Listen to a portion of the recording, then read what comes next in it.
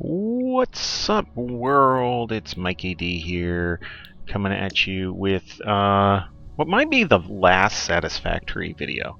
So I've been really busy offline, both personally and playing the game.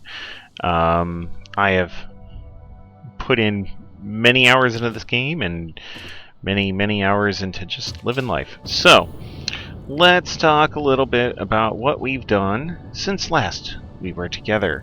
First things first, we finished the final bit of the story. I've done all the space elevator stuff. I've shipped everything off, and my pioneering days are now my own. Ada is not there to harass me about getting certain things done or doing certain things. That also means that all of the resources that I was... here, hold on, my mouse is being all weird. All the resources that I was using for building all that project assembly parts, all those resources are no longer being used. All that construction has been disassembled. And so I needed something new to do, right? So I had my treetop base, which is something that we took a tour of last time. That is over here-ish, right? And so I wanted to play around a little bit more. I wanted to see what more I can do. So I decided to make myself a little nuclear facility. Now you see these fancy little doodads here. These are teleporters. So I have one set up for the aluminum factory because I was tired of running back and forth there all the freaking time, and I have one set up for my nuclear plant. So take a little journey with me. Here we are, fancy and carefree at our nuclear plant. We have a bit of radiation. We only have 6 nuclear power generators going right now. I could actually scale this up to, I think it's 12. I have enough ability to process the waste and do some of that kind of stuff. Let's see, each one of these, yes.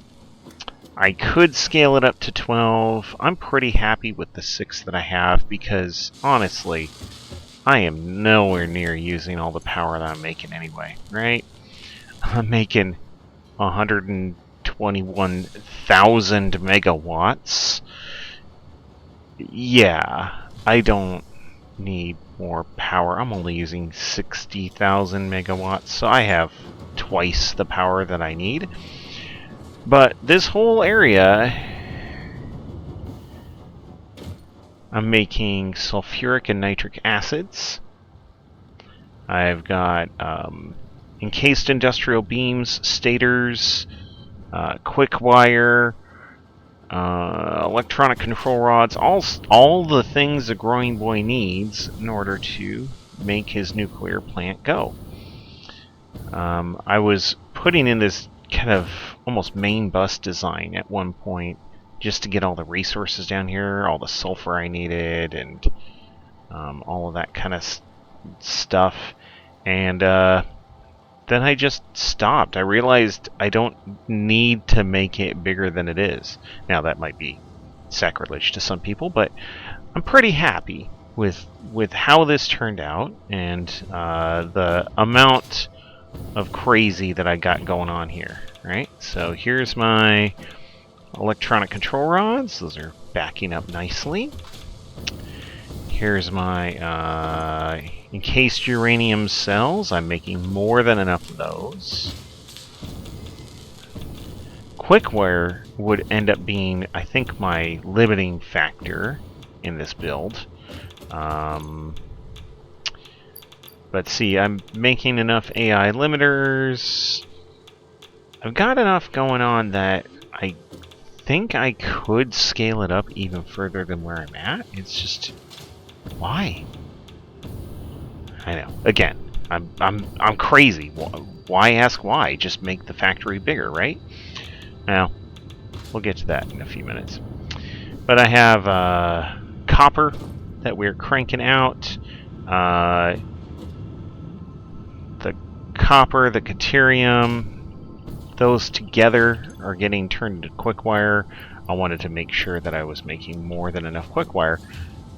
I'm definitely making it. It's just I'm running into belt throughput challenges. I have 2 max speed belts, and both of these will be running flat out if given the chance. And then all of that is filtering down to 1 max speed belt and going back over there. So yeah, like I could be running into a little bit of a bottleneck with quick wire. I definitely have the production though, where I could expand that out and exploit it in the way that it wants to be. But yeah, we got blenders taking in uranium waste and turning it into non-fissile uranium. I have that non-fissile uranium and a little excess waste coming over here and getting turned into plutonium pellets. Those plutonium pellets are then getting made into things. They're getting into encased plutonium cells. I'm taking that, combining it with a pressure conversion cube. I just stole some from my main base and moved them over here by hand. But you use so few of these, like 20 encased plutonium cells to 1 conversion cube, and each encased plutonium cell takes 2 pellets. Each pellet consumes 100 non-fissile and 25 waste. And the waste you actually are also you end up turning a chunk of that waste into non-fissile uranium. So I have more than enough of everything going on over here to just turn this into plutonium fuel and throw it right into an awesome sink. Getting rid of plutonium waste is very tricky, and I don't want to deal with the stuff going on in there. We will choose this one, and we will start a new hard drive. So yeah, we have a nuclear plant going, and it is trucking along just fine. We have all of the infrastructure required to remove the waste from said nuclear plant. That's coming along just fine. I even have, when you're making non-fissile uranium, right, you're using uranium waste, silica, and then 2 different kinds of acids. You make water as a byproduct. So I even have a way of burning off that water by turning it into concrete. Like I've got this pretty well set. Yes, I'm not making pressure conversion cubes here. I think that's the only miss. But yeah, this might be the limit of my ambition, or it might only be the limit of today's ambition. You see some of the resources I've been pulling off of the landscape. That's the uranium and some other stuff coming down. I think maybe the Caterium as well. We got some iron and some limestone coming down over there. We got sulfur from back over there. We've pulled a lot of different resources into this one place. Yeah. See, there's limestone, sulfur, iron. Oh, copper. That's right. I had to pull in copper, uranium, Caterium. The quartz. That's in a cave, so I had to bring that out. I have some SAM over here as well if I wanted to get crazy and make some resources that I don't have around here. Like if I wanted to make, similar to my treetop base, I wanted to turn some of that excess Caterium ore into bauxite and make aluminum on site and do all that stuff. I have all those resources here too. So, yeah, it's kind of nuts. Heck, I could probably even make fused frames here. I could. Ooh, radio control units would be tough, but yeah, I can make fused modular frames. I have the nitrogen. I could make the bauxite to make the aluminum casings, the heavy modular frames, like I already have encased beams. I'm making the beams out of steel pipes, so I have the pipes.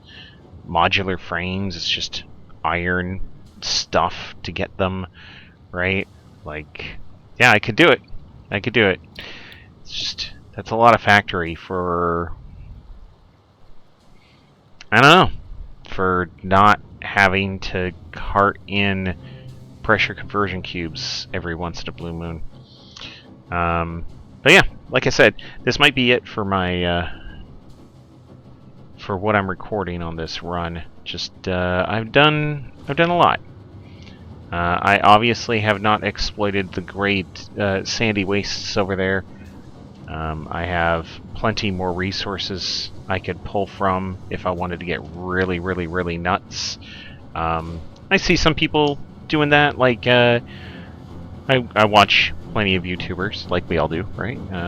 Like Kibitz right now, he on his Satisfactory run, he is going through and trying to bring all of the resources from the entire map into his factory. It's a bold ambition. We'll see how it works out for him, Cotton. But yeah. I don't think I'm gonna go for that. I think instead, just admire my statue here, and I'll be picking up with a Factorio playthrough. Space Age DLC came out a little while ago. I don't know if I'll have enough steam to get all the way into messing around with the Space Age stuff. Like, I've seen some of the mod playthroughs, and man, it gets complicated. So I don't know if I'll go that far, but at the very least, I'll fire up some Factorio, have some fun over there. I'll probably start recording some of that too, but yeah, I might keep it to like every few play sessions I make a video and just kind of catch people up over the course of 15-20 minutes.